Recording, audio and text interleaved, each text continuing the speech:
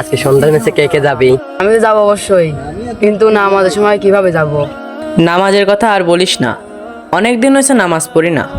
নামাজের কথা শুনলে তুমি চুপ হয়ে যাও কেন আসিফ? জানি রে, পড়া উচিত, কিন্তু আলসেমি কাজের চাপ কোনোভাবে ঠিক হয় না।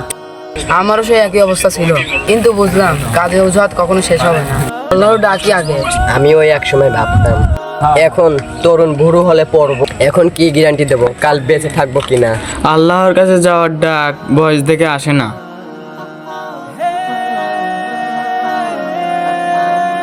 দেখো, এক ভাই বলেছে আজকে নামাজ বা কালকে থেকে আবার শুরু করবে, কিন্তু কাল আসেনি। হ্যাঁ সত্যিই, আমরা জানিই না মৃত্যুর ডাক কবে আসবে। তাহলে আজ থেকে শুরু করি। মসজিদে 5 মিনিট হাঁটলেই আমাদের জীবনের বড় মোড়। ঠিক আছে, আজ থেকে আর অজুহাত নয়, আজ থেকে নামাজ মিস হবে না। খেলা হয়তো আজকে হারবো, আসলে জয়ে আমরা এগিয়ে যাচ্ছি। জিতলে কিন্তু নামাজ হারলে জীবন যায়। আল্লাহর দিকে ফিরে আসতে কখনো দেরি নয়, কিন্তু কাল পর্যন্ত অপেক্ষা করা বিপজ্জনক।